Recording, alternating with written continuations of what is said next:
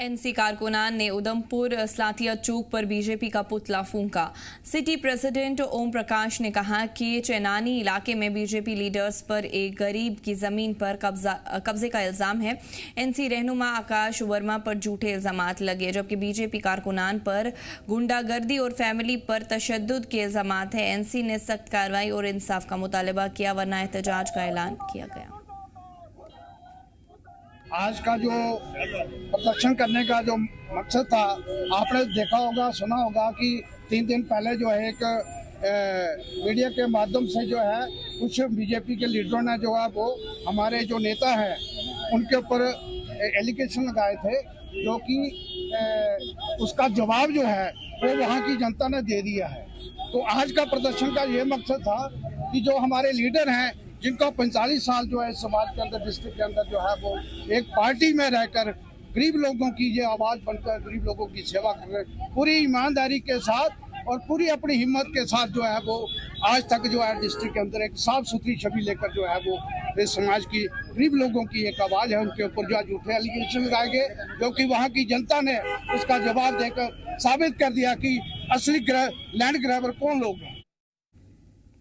Panthers party India के कारकुनान ने आज उधमपुर सप्लाई मोड पर डिफेंस एस्टेट्स ऑफिस उधमपुर के खिलाफ पुरजोर एहतजाज किया। यह एहतजाज पार्टी के चेयरमैन हर्षदेव सिंह की सरपरस्ती में किया गया। हर्षदेव सिंह ने सहाफ़ियों को बताया कि फौज के जरिए जिन लोगों की ज़मीन ली गई है उन्हें ना तो किराया दिया जा रहा है और ना ही ज़मीन का मुआवजा मिला है।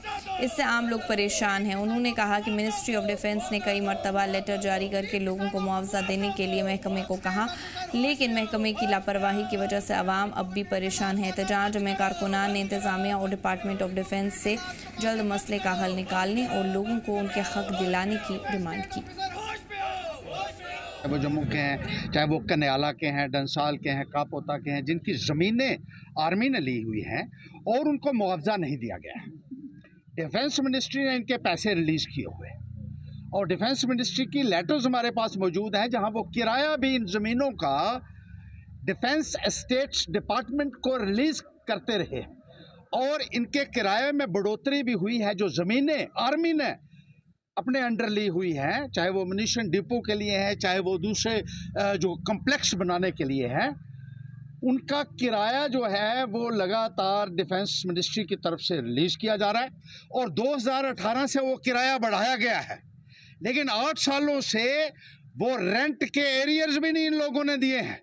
2022 में भी डिफेंस मिनिस्ट्री की लेटर मेरे पास है, जिसमें उन्होंने कहा है कि पिछला किराया भी इनको फौरी तौर पर दिया जाए।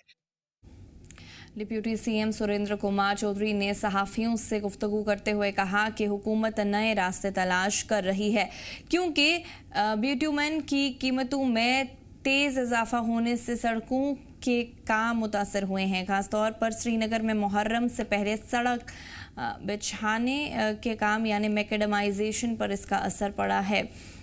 डिप्यूटी सीएम ने बताया कि सड़क तामीर के लिए फंड्स वक्त पर जारी किए गए थे, लेकिन ठेकेदार बढ़ती हुई बिटुमेन कीमतों की वजह से टेंडर